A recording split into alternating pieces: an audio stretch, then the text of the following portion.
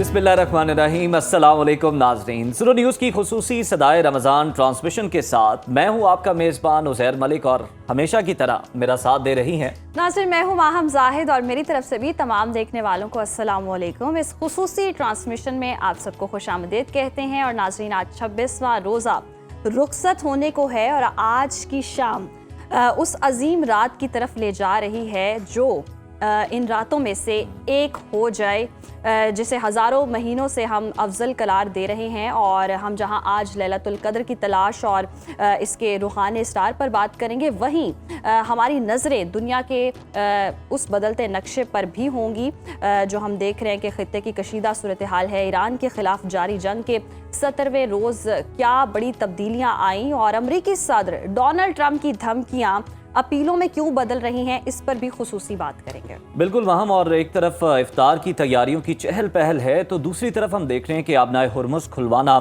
America के लिए एक बड़ा चैलेंज बल्कि बड़ा दर्द-ए-सर बन चुका है। इसके साथ साथ बदलते मौसम और बांग्लादेश से सीरीज़ क्यों हारे, इस पर भी बात करना ज़रूरी है। इस पर भी बहुत ज़्यादा डिस्कशन हो रही है सोशल मीडिया पर। और ये भी जानेंगे कि हमारा माशरा बहनों को विरासत से महरूम करके अल्लाह को कैसे नाराज़ कर रहा है।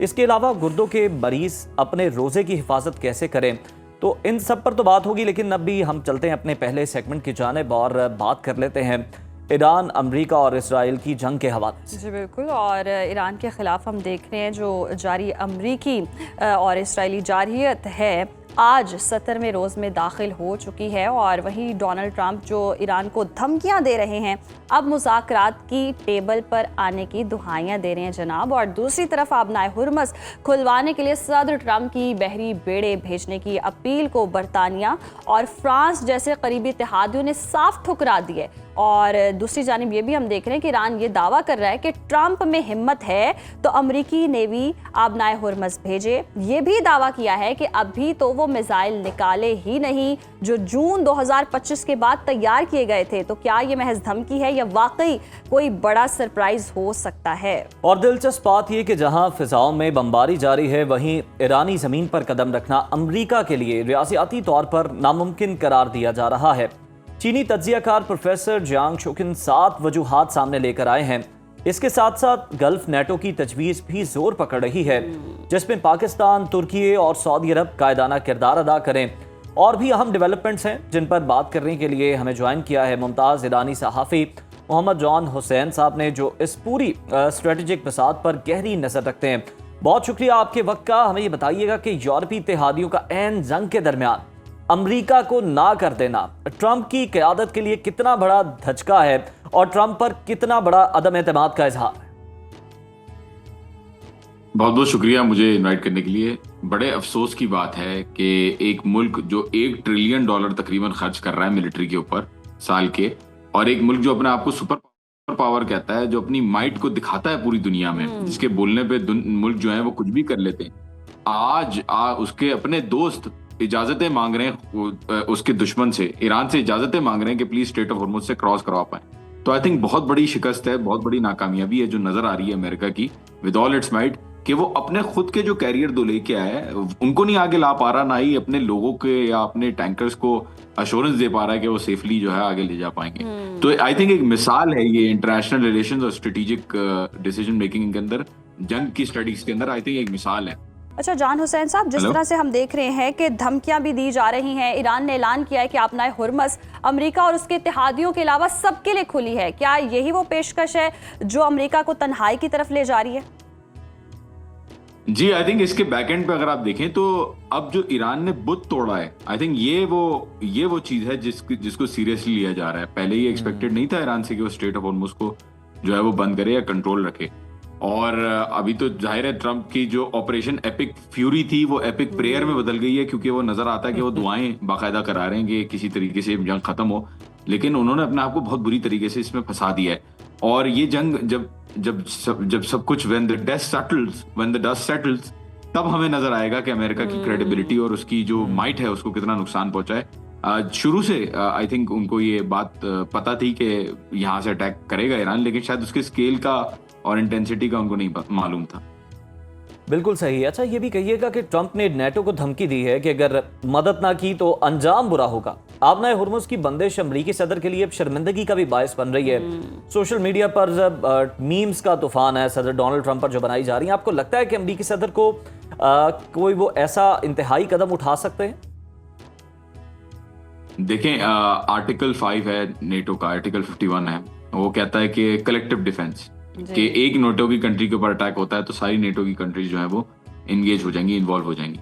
अब इंटरेस्टिंगली आप ये देखें, फ्रांस के अंदर 6 सोल्जर्स को जो एरबिल के अंदर बेस है उसके अंदर टारगेट किया गया इराकी रेजिस्टेंस की तरफ से, जिसमें से एक उनका जो डेप्यूटी चीफ था ब्रिगेड का, वो जो है वो उसकी जान चली गई। और उसके साथ साथ आपने देखा कि साइप्रस के अंदर भी अटैक्स किए।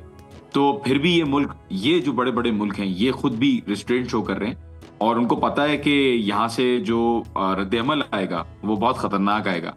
अभी तक बहुत सारे, अभी तो शुरुआत है, जैसे कि आपकी होस्ट ने आपकी को होस्ट ने बिल्कुल सही कहा, 2025 के बाद जो मिसाइल बनाए, जो जून में मिसाइल बनाए, वो तो टच ही नहीं किए। और उसके अलावा जो ज्यादातर मिसाइल्स यूज हो रहे हैं अभी तक, वो सारे 10 साल पुराना जो है वो स्टॉक पाइल है। और कोई कमी नहीं है ईरान के पास इस चीज को करने की। इसीलिए देखें, अभी लोग और मीम्स बनाएंगे और सोशल मीडिया के ऊपर जो है वो मजाक उड़ेगा।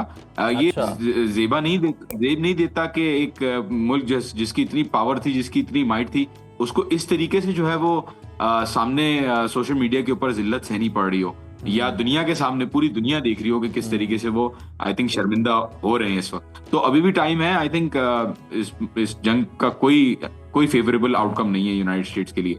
बूट्स ऑन ग्राउंड की कंसिडरेशन भी हो रही है, उसमें भी इनको पता है कि यहाँ पे लोगों की आंखों में खून जो है वो चढ़ा हुआ है, वो बर्दाश्त नहीं करेंगे। गुस्सा निकालने के लिए लोग यहाँ पे ढूंढ रहे हैं कोई ना कोई एवेन्यू।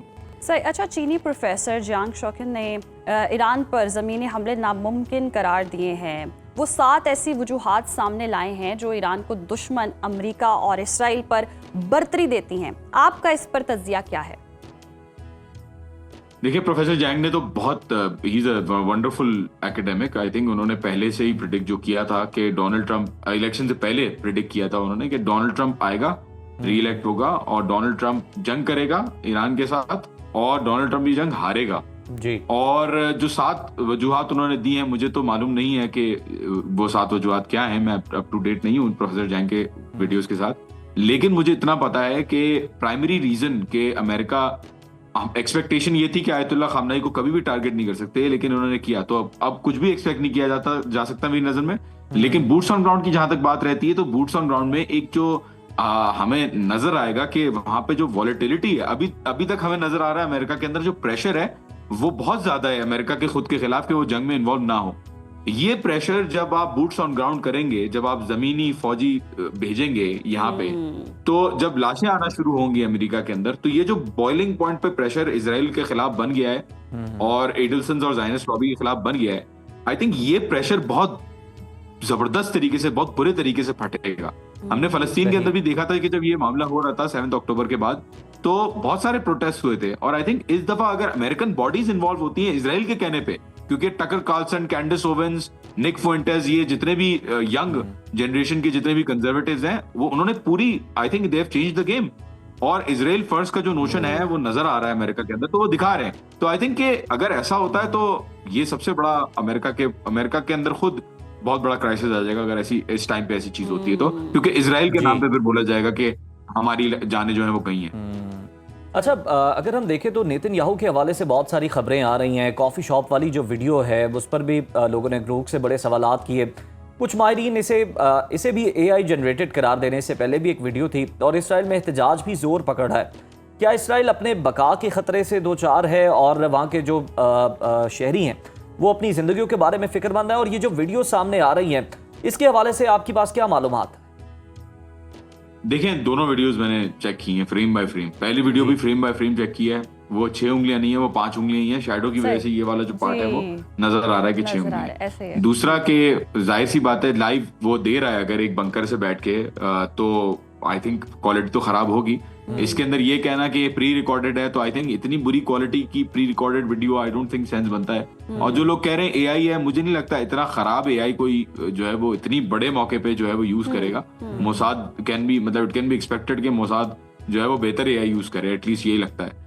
दूसरी जो वीडियो आई उसके अंदर भी मैंने टाइम स्टैम्प चेक किया है। अगर आप नोटिस करेंगे कि वो जो कैश रजिस्टर है उसके ऊपर जो कंप्यूटर है उसके ऊपर जो डेट लिखी हुई है वो बिल्कुल सही लिखी हुई है। मार्च की 15 मार्च की डेट जो है इसके ऊपर लिखी हुई है, अगर आप जूम इन करके उसका फ्रेम सेट करें तो बिल्कुल जिंदा है अभी भी नेतन्याहू। लेकिन यहाँ पे जो कमांडर्स हैं उन्होंने कह दिया है कि जहां जहां जाओगे वहां वहां हम तुम्हारा पीछा करेंगे, वहां वहां हम अटैक करेंगे। तो बड़ा सीरियस है आई थिंक मामला। सही। अच्छा, कुछ लोग उस वीडियो से भी रिलेट करें जहां उनके अहले खाना है शायद और वो रो रहे हैं, रोते हुए कुछ स्पीच कर रहे हैं, तो वहां से भी लिंक किया जा रहा है कि शायद नेतन्याहू अब नहीं रहे। इस तरह की कोई सूरत हाल है, सोशल मीडिया पे सर्कुलेट कर रही हैं खबरें। ये नेतन्याहू का जो बेटा है यार, उसने वो रोजाना 10-15 ट्वीट जो है वो डालता था डेली। अब वो 5-6 दिन से उसका कोई ट्वीट नहीं आया। तो सबसे बड़ा जो शक था, अब खानदान वालों की जो वीडियो है वो तो आई थिंक उसको हम नहीं कह सकते कि खानदान वाले हैं, शायद किसी और की हैं। बेटे का जो बहरहाल जो ट्वीट ना डालना है वो एक जो है वो एक ऐसी चीज है जो मुझे भी जिसने थोड़ा सा कंफ्यूज किया है। बहरहाल दुनिया है, कुछ भी हो सकता है, आई डोंट नो, लेकिन उम्मीदें हमें रखनी नहीं चाहिए वहां जहाँ नहीं हो। बिल्कुल, कुछ भी हो सकता है, कुछ भी एक्सपेक्ट किया जा सकता है। अच्छा, हमें ये भी बताइए कि 17 दिनों में $12 अरब का खर्चा जो है वो किया गया अमेरिका की जानिब से। क्या अमेरिकी अवाम सदर ट्रंप को ऐसी जंग जारी रखने की इजाजत देंगे जो कि अफगान जंग से भी ज्यादा महंगी साबित हो और नताइज जो हैं वो भी फिर मतलब के ना निकल सके? देखिए, ये आई थिंक बड़ा मुश्किल सवाल है, क्योंकि अमेरिका ने बार बार उसकी अवाम ने कहा कि हमें जंग नहीं करनी, फिर भी अमेरिका उस जंग के अंदर कूदा। आप ये देखें, वियतनाम के अंदर जब ये गए तो खेमेर रोग और वियतकॉन्ग ने इनको किस तरीके से हराया है, वहां पे किस तरीके से बॉडीज आई हैं। बड़ा इनलिस्टिंग जो मैंडेटरी रिजर्व ड्राफ्टिंग जो हुई थी वहां पे हुई थी, और आपने भी देखा कि किस तरीके से मोहम्मद अली जैसे लोगों ने आवाम में दिखाया कि हम साथ नहीं है, और पब्लिक जनरल ओपिनियन जो है वो जंग के खिलाफ। इराक और अफगानिस्तान में जो इन्होंने किए हैं इन्वेजन्स, उसमें भी आपने देखा कि खिलाफ थी अवाम। वॉर ऑन टेरर के जो उसमें सेंटिमेंट बिल्ड किया गया, उसके बावजूद लोग खिलाफ थे और उन्होंने परवाह नहीं की। तो आई थिंक यूनाइटेड स्टेट्स जहां भी कैंपेन्स करता है, ग्वाटेमाला से लेकर वियतनाम तक, जितने मुल्कों में उन्होंने, इराक, अफगानिस्तान, लाओस, जितने भी जगहों पे उन्होंने अटैक्स किए हैं, इंटरफेरेंसेस किए हैं, वहां पे उन्होंने अवाम का नहीं सोचा। वो इलेक्शन में प्रॉमिस करके आते हैं जरूर कि हम जंग नहीं करेंगे। ट्रंप ने भी कहा कि मैं जंग नहीं करूंगा, लेकिन आप देखें कि ट्रंप ने कितनी जंगें स्टार्ट की हुई एक साथ एंगेज किया हुआ है। उसको कोई पीस प्राइज नहीं दे रहा। मैं कहूंगा उसको एक दफा कोई पीस प्राइज दे दे ताकि उसकी आवाम भी खुश हो जाए। ऐसे ही है। तो देखिए, बात सारी ये है कि यहाँ पे अमेरिका बिल्कुल पीछे लॉबीज बैठी हुई है, अवाम का नहीं सोचते, वो पीछे लॉबीज बैठी हुई है। बिल्कुल लॉकहीड मार्टिन, रेथियन, बोइंग, ये सारी कंपनीज हैं जो डिसाइड करती हैं बहुत सारी चीजें। बहुत सारे एडल्सन और एपैक के ग्रुप्स हैं जिससे $250 मिलियन ट्रंप ने लिए में। अवाम साथ है इस जंग के, ना आई थिंक उसकी खुद ट्रंप साहब की खुद इंतजामिया साथ है इस हमले के जो ईरान के ऊपर। सो आई थिंक अवाम से फर्क नहीं पड़ेगा, वो जो करना चाहते हैं वो करते हैं। बैकडोर, बिल्कुल ऐसे ही है। बैकडोर जो है वो लॉबीज हैं जो काम करती हैं और आवाम से किसी को कंसर्न नहीं है। मोहम्मद जॉन हुसैन हमारे साथ मौजूद थे और तमाम तर सूरत हाल दे रहे थे, और जो सूरत हाल नजर आ रही है वो यही है कि अमेरिका को इससे कुछ हासिल नहीं हुआ। पहले जंग शुरू करने की बातें हो रही थी, अब जी जंग खत्म करने की बातें हो रही है और मुज़ाकरात की बातें हो रही हैं। पहले जब ईरान कह रहा था मुज़ाकरात कर लें तो इन्होंने माना नहीं था, और फिर जब जंग छिड़ गई और ईरान डटा रहा, और ऐसा डटा है कि अब मुज़ाकरात की टेबल पर डोनाल्ड ट्रंप को आना पड़ रहा है, और अब तरले मिनते हो रहे हैं कि किसी तरह जी ये जंग खत्म हो जाए। बज़ाहिर यही लगता है कि डोनाल्ड ट्रंप जो है वो तन्हा रह गए हैं। अब आप बरतानिया के वज़ीर आज़म केयर स्टारमर की भी आप कुछ देर पहले की स्पीच सुने जो वो बात कर रहे थे, उससे भी साफ पता चलता है। और फिर जो सदर डोनाल्ड ट्रंप है, किस तरह आप देखें कि बुखलाहट के साथ वो धमकियां दे रहे हैं, नेटो ममालिक को धमकियां दे रहे हैं कि आपको नताइज भुगतना पड़ेंगे, और दूसरे ममालिक जो उनका साथ नहीं दे रहे। तो इससे साबित ये होता है कि अमेरिका की इस नाइंसाफी पर, जुल्म पर कोई भी मुल्क जो है वो डोनाल्ड ट्रंप को सपोर्ट करने के लिए तैयार ही नहीं। सपोर्ट करने के लिए तैयार नहीं है। इवन मीम्स की दुनिया में भी डोनाल्ड ट्रंप को बड़ी रुसवाई हो रही है। ये डोनाल्ड ट्रंप ने वाकई वो जो नोबेल इनाम जो चाहिए था वो तो नहीं मिला, लेकिन ये कि कितनी रुसवाई मिल गई है। मीम्स की दुनिया में भी डोनाल्ड ट्रंप को इतनी रुसवाई मिल रही है, पूरी दुनिया में इतनी रुसवाई है। फिर इनकी सारी चीजें फ्लॉप हो गई है, प्लान भी नहीं किया था इन्होंने ये सब कुछ बनी है। ये बड़ी अच्छी मंजरकशी की है, यानी जिन जिन ममालिक ने झंडी दिखाई है ना सदर डोनाल्ड ट्रंप को, वो यहाँ पे भी जाते हुए नजर आ रहे हैं। लिफ्ट भी नहीं दे रहे, ना लिफ्ट करवा रहे हैं, रुक के देख भी नहीं रहा, बल्कि पानी के छींटे भी गिरा के जा रहे। नहीं, वैसे ये लाहौर में होने चाहिए थे, पानी के छींटे के पड़े। बारिश हुई है ना, अच्छी बारिश हुई है, तो यहाँ पे भी ये मंजर जो है वो हो सकता है। तो जनाब, इस तरह की बहुत सारी मीम्स जो हैं वो बन रही हैं। अभी ब्रेक पर चलते हैं, तो देखते रहिए जनाब सदाए रमजान। वेलकम बैक नाज़रीन। जब एक मोमिन अपने घर की दहलीज छोड़कर अल्लाह के घर की तरफ पहला कदम उठाने का सोचता है, तो उसके दिल की हर धड़कन लब्बैक की सदा बन जाती है। ये सफ़र सिर्फ एक सफ़र नहीं बल्कि ज़िंदगी भर की दुआओं का समर होता है। लेकिन ज़रा सोचिए उन मासूम आज़मीन हज पर क्या गुजरी होगी जिन्होंने सोशल मीडिया पर पढ़ा कि मशरिक़ वस्ता के हालात की वजह से उनकी हज की परवाज़ें जो हैं वो मुअत्तल हो सकती हैं। वो आंखें जो काबे के दीदार के ख्वाब बन रही थीं अचानक बेयकीनी से भर गईं और इंटरनेट पर गर्दिशी जो खबरें गर्दिश कर रही थी उन पर परेशान कुन खबरों ने हर उस शख्स को हिला कर रख दिया जो इस साल हज की सआदत पाने वाला है। और वजारत मजहबी उमूर ने इस तज़ब्ज़ुब को ख़त्म करने के लिए इंतहाई अहम वजाहत जारी की है जो आपके लिए जानना बहुत ज़्यादा ज़रूरी है। बिल्कुल, और खुशखबरी ये है कि वजारत मजहबी उमूर ने बाज़ाब्ता तौर पर इन खबरों की तरदीद करते हुए वाज़ेह किया है कि हज 2026 के तमाम इंतज़ामात बिल्कुल अपने तयशुदा वक्त और शेड्यूल के मुताबिक जारी हैं। मशरिक़ वस्ता की कशीदगी का हज ऑपरेशन पर कोई असर नहीं पड़ेगा, बल्कि हकीकत तो ये है कि वीज़ों के इजरा का अमल इस वक्त पूरी तंदही से जारी है और वजारत दिन रात मुतहर्रिक है। आज़मीन हज अपनी तैयारी मुकम्मल रखें क्योंकि फ़्लाइट शेड्यूल, मक्का और मदीना में रिहाइश और दीगर तमाम तफसीलात ईद उल फितर के फ़ौरन बाद फराहम कर दी जाएंगी। हुकूमत पाकिस्तान का पैगाम बड़ा वाज़ेह है कि अफवाहों पर कान ना धरें और सिर्फ मुस्तनद सरकारी ज़राए पर ही भरोसा करें। अल्लाह ने चाहा तो आपका ये मुकद्दस सफ़र आसान, महफूज और बर वक्त होगा। तो यकीनन जो एक कंसर्न पाया जा रहा था अब वो एड्रेस हो चुका हुआ है। सोशल मीडिया की खबरों पर कान ना धरें, उन्होंने कह दिया अफवाहें जो हैं वो झूठी हैं, सब कुछ झूठा है, जो सरकारी खबर है उसी पर आपने गौर करना है। अब आगे बढ़ते हैं प्रोग्राम में और एक और अहम मामले पर डिस्कशन कर लेते हैं। ज़रा आप तसव्वुर करें कि आप एक ज़रूरी काम से बैंक जाते हैं या किसी सरकारी दफ्तर की सीढ़ियाँ चढ़ते हैं और वहाँ मौजूद जो ऑफिसर होता है आपसे कहता है कि जी आपके शनाख्ती कार्ड की फ़ोटो कॉपी कहाँ है या फिजिकल कार्ड दिखाएं, तो आप अपना मोबाइल निकालते हैं, डिजिटल कार्ड दिखाते हैं, मगर वो इसे मानने से जी इनकार कर देता है। कितना दुख होता है, बहुत ज़्यादा अपसेट होता है इंसान के हाय मेरे पास तो कार्ड नहीं है, डिजिटल है। और 21वीं सदी में हम रह रहे हैं, इतनी दहाइयों पुरानी वो हम जो रिवायत है कागज़ों तक मोहताज हैं। लेकिन अब नादरा ने दो टोक अल्फाज में तमाम इदारों को खबरदार कर दिया जी कि जो कार्ड आपका वो डिजिटल तौर पर, कानूनी तौर पर वही हैसियत रखता है जो आपका फिजिकल कार्ड होता है। और तर्जुमान नादरा ने यह भी कहा है कि नादरा रेगुलेशन 9 और 10 डिजिटल शनाख्ती असनाद को मुकम्मल कानूनी हैसियत देते हैं। ये ज़वाबित वाज़े करते हैं कि डिजिटल शनाख्ती कार्ड को भी हम हर जगह इस्तेमाल कर सकते हैं और ये आपकी शनाख्त के लिए दुरुस्त सबूत के तौर पर पेश किया जा सकता है। और अब आपको इसमें कार्ड संभालने या आप फ़ोटो कॉपी रखने की कोई झंझट नहीं होगी, कोई ऐसी ज़रूरत नहीं। आपके पास डिजिटली अगर आपका शनाख्ती कार्ड मौजूद है तो आपकी हर जगह रसाई हो सकती है। माम उसमें एक बात ये भी देखने की है कि अक्सर ये होता है, बल्कि ज़्यादातर ये होता है कि दफ्तर के अंदर जो लोग मौजूद होते हैं उन्हीं के कोई लोग होते हैं, कोई रिश्तेदार, अजीज़ो अकारिब, जिनको बाहर फ़ोटोकॉपी की शॉप जो है वो खुलवा के दी गई होती है। और जो काम बगैर फ़ोटोकॉपी के भी हो सकता है, मतलब एक पलंदा होता है फ़ोटोकॉपीज़ का, आप उनको स्टेपल करते करते थक जाते हैं कि इतनी फ़ोटोकॉपीज़ आपने करनी क्या है, इन्हें रखेंगे कहाँ पे, आपने इतना हसास डेटा है किसी का, तो वो जो काम उसके बिना भी चल सकता है उसमें भी वो कोशिश यही करते हैं कि नहीं आप इसकी भी फोटोकॉपी करवा के लाएं, और एक नहीं 3-4 करवा के लाएं जनाब। तो ये जो साजबाज है इसका भी रास्ता बंद होगा इससे। और ये देखना चाहिए, नादरा ने बड़ा वाजे किया है कि अब कोई भी बैंक हो, टेलीकॉम ऑपरेटर हो या सरकारी महकमा आपके डिजिटल कार्ड को मुस्तरद नहीं कर सकता। अगर कोई ऐसा करता है तो वो नादरा ऑर्डिनेंस की खुली खिलाफवर्जी कर रहा है। और साथ ही साथ सबसे अहम बात तो ये है कि अब आप खामोश ना रहे।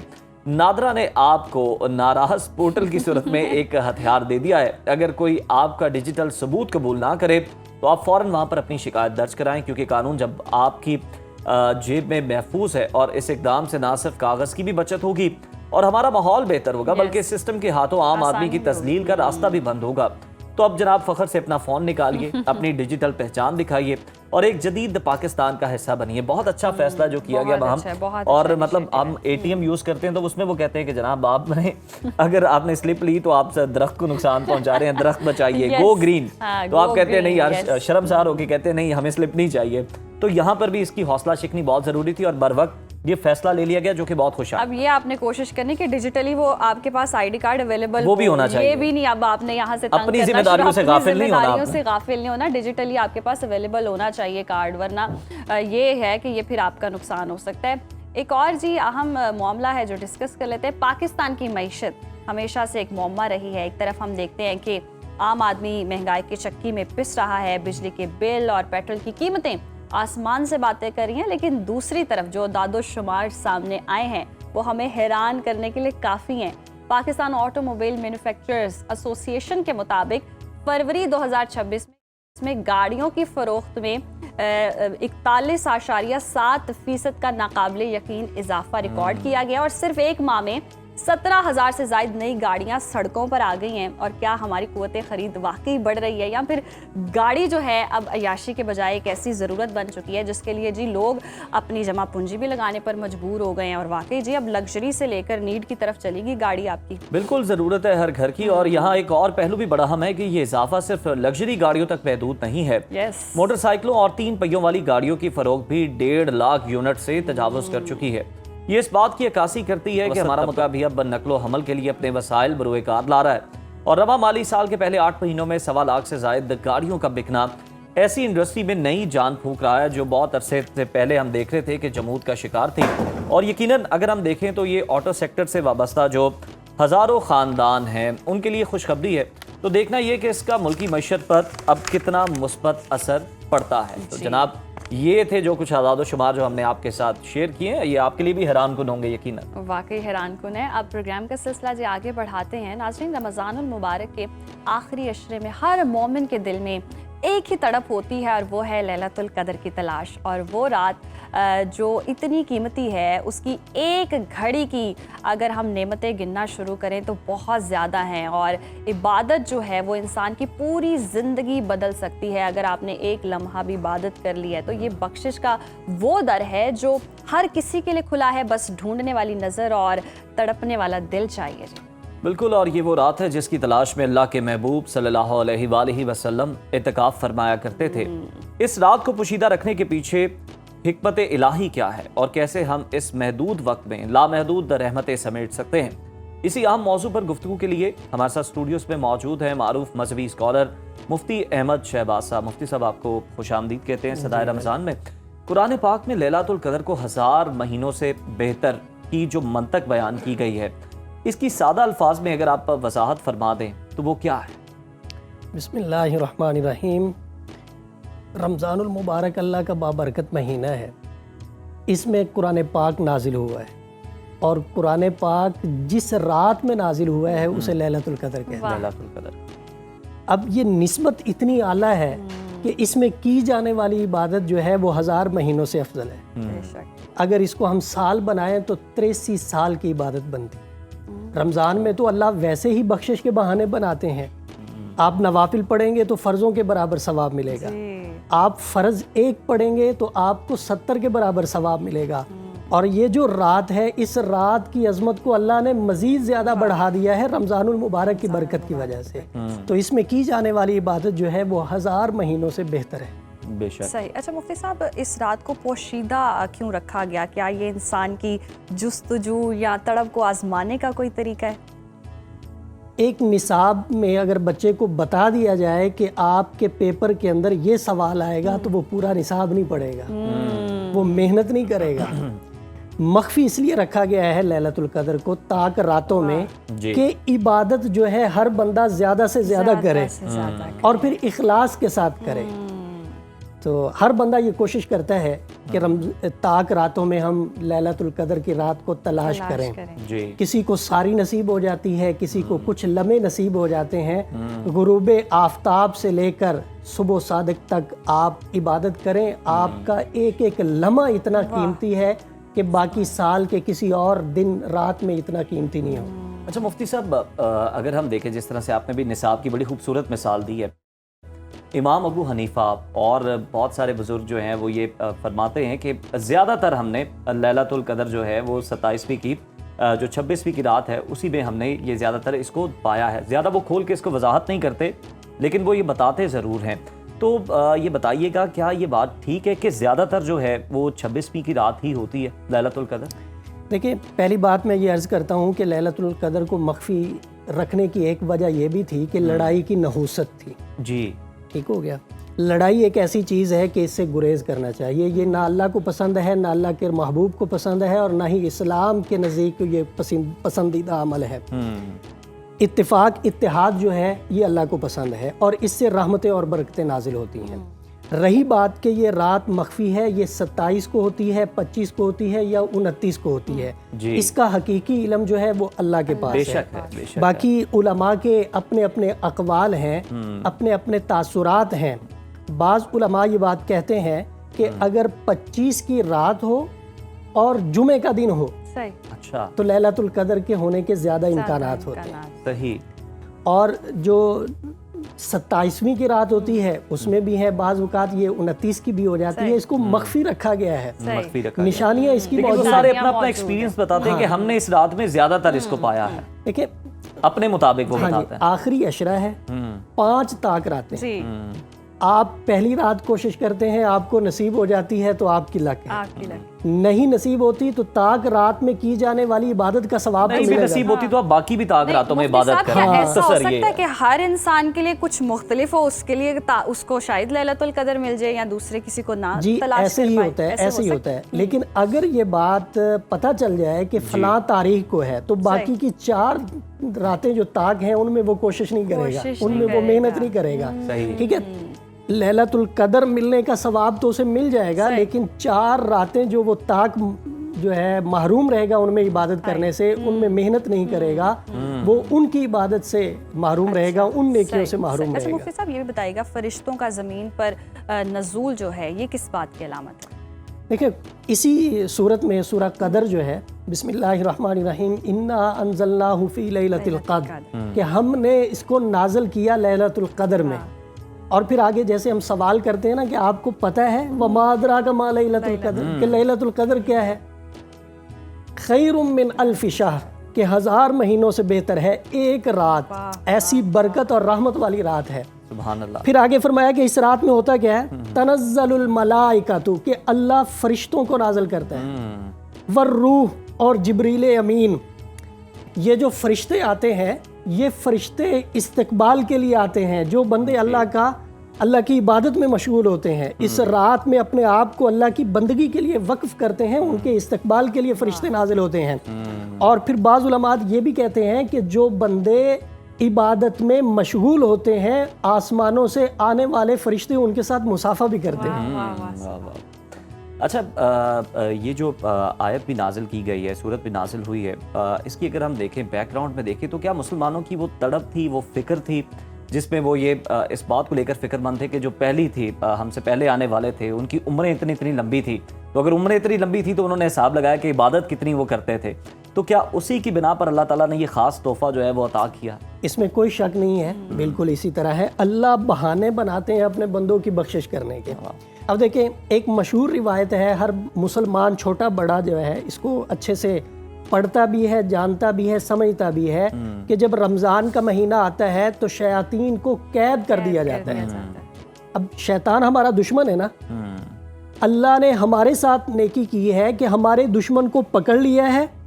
अब 2 बंदे लड़ रहे हों तो उनमें से एक बंदा अपने बंदे के साथ मेहरबानी करे कि उसके दुश्मन के हाथ पांव पकड़ ले और उसे कहे कि मार इसे। जी, अल्लाह ने शयातीन को कैद करके जकड़ दिया। मुफ्ती साहब, वक्त थोड़ा सा कम है हमारे पास, ज़रा ये बता दीजिएगा लास्टली कि कौन से ऐसे अमाल हैं, कौन सी इबादत हैं जो कि ताक रातों के अंदर करनी चाहिए, लाजमी करनी चाहिए? कलमे का विर्द करना चाहिए, ला इलाहा इल्लल्लाह रसूलुल्लाह, क्योंकि ये इतना वजनी कलमा है कि 7 ज़मीन 7 आसमान एक पलड़े में, और ये एक पलड़े में रख दिया जाए तो कलमे वाला पलड़ा जो है वो भारी हो जाएगा। लोग आजकल वज़ाइफ पूछते हैं पीरों से, आमिलीन से कि हमें कोई वजीफ़ा बता दिया जाए। जी, आपके तवस्सुत से, इस चैनल के तवस्सुत से मैं एक वजीफ़ा बता रहा हूँ जो अल्लाह ने हज़रत मूसा कलीमुल्लाह को बताया था कि जब हज़रत मूसा कलीमुल्लाह ने अर्ज़ किया कि मुझे कुछ विर्द बताया जाए जो मैं करूँ और आपका मुकर्रब तरीन बंदा बनूँ, आपकी मोहब्बत हासिल हो जाए, तो अल्लाह रब्बुल इज़्ज़त ने फरमाया कि कलमा पढ़ा करो, ला इलाहा इल्लल्लाह। ताक रातों में कलमे का एहतमाम किया जाए और इसके साथ दुआ का एहतमाम किया जाए, अल्लाहुम्मा इन्नका अफ़ुव्वुन नवाफिल अदा करें, इस्तिग़फ़ार करें, दुरूद पाक का एहतमाम किया जाए। आज की जी रात इबादत की रात है, जी भर के इबादत करें।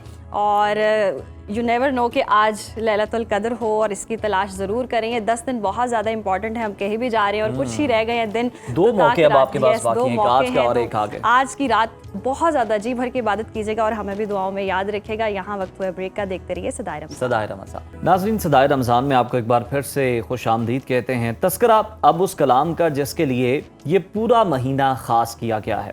कारी ज़फ़र अली सियालवी साहब हमारे स्टूडियोज़ में मौजूद हैं, जो अपनी मशहूर कुन आवाज़ में सूरह कदर की तिलावत से हमारी रूहों को तड़पाएंगे। जी बिल्कुल। और नाज़रीन, ये वही सूरा है जिसमें उस रात की अज़मत छुपी है जिसकी तलाश में हम सब निकले हुए हैं। आइए समाअत फरमाते हैं कलाम इलाही कारी ज़फ़र अली सियालवी की आवाज़ में। जी बिस्मिल्लाह। अऊज़ु बिल्लाहि मिनश शैतानिर रजीम।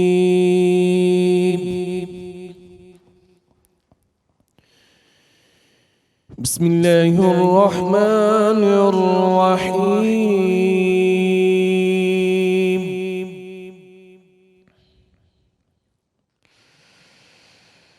इन्ना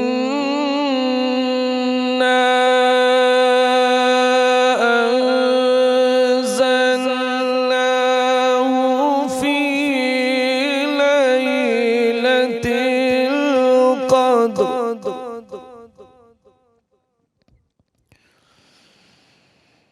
वमा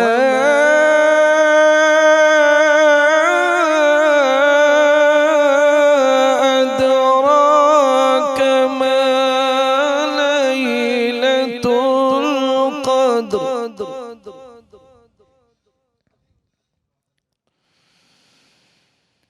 लैलतुल क़द्र खैरुम मिन अल्फि शहर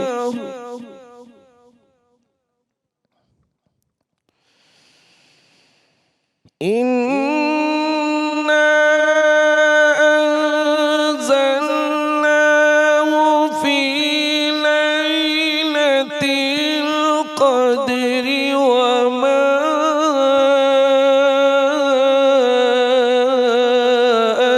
अदराक मा लैलतुल क़द्र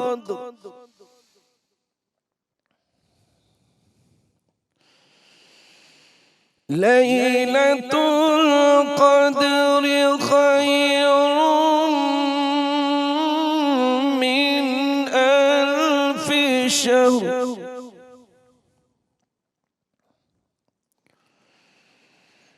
तनज़्ज़लुल मलाइकतु वर्रूहु फ़ीहा बिइज़्नि रब्बिहिम मिन कुल्लि अम्रिन सलाम।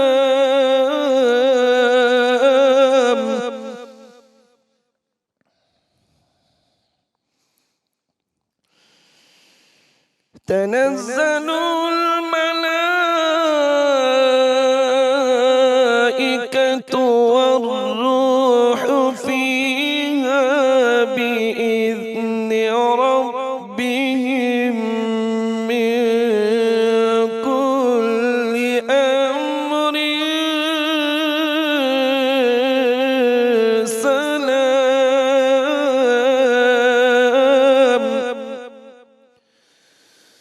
सलामुन हिया हत्ता मत्लइल फज्र। सदक़ल्लाहुल अज़ीम। माशाल्लाह, सुभान अल्लाह, बहुत खूबसूरत कारी साहब, बहुत शुक्रिया आपकी आमद का। बिल्कुल नाज़रीन, अब प्रोग्राम में आगे बढ़ते हैं और जी वही हुआ जिसका खदशा जाहिर किया जा रहा था। पाकिस्तान और बांग्लादेश के दरमियान फैसला कुन मार्का बांग्लादेश के नाम रहा। सलमान अली आगा ने तने तनहा लड़ने की कोशिश की, सेंचुरी भी स्कोर की, लेकिन टीम को जो जीत की दहलीज पार कराना था वो नहीं हो सका और बांग्लादेश के खिलाफ तीसरे और आखिरी मैच में 291 रन के हदफ के ताक़ुब में पाकिस्तानी टीम ने 279 रन पर जी ढेर हो गई टीम। और कल के मैच में एक सनसनीखेज लम्हा उस वक्त आया जो पाकिस्तान को 6 गेंदों पर 14 रन चाहिए थे और लगता था कि पाकिस्तान बाजी जीत लेगा। और अगर हारिस रऊफ इस मौके पर जिम्मेदारी से खेलते तो शायद हम जीत भी जाते। और वैसे भी 291 रन का हदफ जदीद क्रिकेट में नामुमकिन नहीं था, खास तौर पर जब आपके पास रिजवान जैसे खिलाड़ी हों। लेकिन ऐसा लगता है कि हम जीतना शायद भूल गए हैं। सोशल मीडिया तो जैसे हम देख रहे हैं कि तूफान आ गया हो, वहाँ पर कोई कप्तानी पर सवाल उठा रहा है तो कोई सिस्टम को लेकर जो है सीखपा है। इसी गर्मा गर्म मौजू पर बात कर लेते हैं, डिस्कशन करते हैं। हमारे साथ क्रिकेट की दुनिया का बड़ा नाम senior sports analyst doctor Numan Niaz साहब मौजूद हैं। डॉक्टर साहब, वेलकम टू सदाए रमज़ान। क्या ये महज एक मैच या सीरीज की हार है या फिर पाकिस्तानी क्रिकेट का सवाल है जो रुकने का नाम ही नहीं ले रहा? ये जो आपने दूसरी बात की है ना जी, एक तो हमें सेल्फ डिनाइल से निकलना पड़ेगा। अगर आप इस क्रिकेट टीम को या मैनेजमेंट को क्रिटिसाइज करो तो बहुत सारे लोग जो हैं वो ऐसे लगता है कि खतरे में पड़ गए हैं और वो आगे से आपको रिस्पॉन्ड करते हैं जो कि स्टेक होल्डर्स हैं, और रिस्पॉन्ड ऐसे जैसे कि ये भी रिसेंटली प्रेस कॉन्फ्रेंस अगर आप देखें तो मैं समझता हूँ that was a disaster run, वो जो 58 मिनट का था। और आकिब वगैरह जो आकिब जावेद हो गए या वो सारे बैठे हुए थे। एंड स्टनिंग चीज ये है कि आकिब के 22 टेस्ट हैं, गालिबन 75 टेस्ट मिसबाह हक के हैं, 77 असर शफीक हैं जो एक लफ्ज नहीं बोले, और 54 टेस्ट सरफराज अहमद के हैं। With all this cricketing experience हम लोग अभी तक ये इनकी एबिलिटी नहीं है कि ये असेस कर पाएं कि कौन से फॉर्मेट के लिए कौन सा कप्तान होना चाहिए, कौन से फॉर्मेट के लिए कौन से प्लेयर्स होने चाहिए, और कि हम कहाँ पे लैक करते हैं। जो टॉप 5 टीम वर्ल्ड हैं उनके सामने अब हम बिल्कुल इररेलेवेंट हो गए हैं। आप इस पे ना जाएं कि जी अभी भी आप नंबर 4 हैं ओडीआईज में। उसका रीज़न ये है कि अब ओडीआईज बहुत कम होते हैं और अभी 13 मैच हैं सिर्फ पाकिस्तान के पास बिफोर आते वर्ल्ड कप कैंपेन इन 27 जो कि साउथ अफ्रीका में होना है। तो हम एक स्टेट ऑफ सेल्फ डिनाइल में इररेलेवेंट हो चुके हैं, रेजिस्टेंट टू चेंज है, इनहेरेंट इनसिक्योरिटीज हैं, चाहे वो आपके रीइंफोर्स फेलियर्स करते जा रहे हैं। अब माइक हैसन ने मजाक बनाया हुआ है, इस बांग्लादेश की सीरीज में 6 आपने डेब्यूटान कर दिए। पिछले 35 वनडे इंटरनेशनल में 35 डेब्यू हुए हैं, जिनमें से 21 जो हैं वो 6 या 6 से कम वनडे इंटरनेशनल मैचेस खेले हैं। और 15 मार्च 2025 से लेके आज तक अक्रॉस ऑल फॉर्मेट्स पाकिस्तान ने 54 प्लेयर खिला दिए हैं। कैन वेल इमेजिन कि हम नी जर्क रिएक्शंस पे सोशल मीडिया के ऊपर बेस करके, क्योंकि आप खुद स्ट्रांग नहीं होते तो फिर आप रिएक्ट करते हैं, तो हमारे रिएक्शंस में हम बिल्कुल बेरा रवि का शिकार हो चुके हैं। सही। अच्छा नुमान साहब, 291 रन का हदफ, सलमान अली आगा की सेंचुरी, फिर 11 रन से शिकस्त, खराबी है कहाँ, बैटिंग ऑर्डर में या अप्रोच में? देखें, बात बड़ी सिंपल सी है।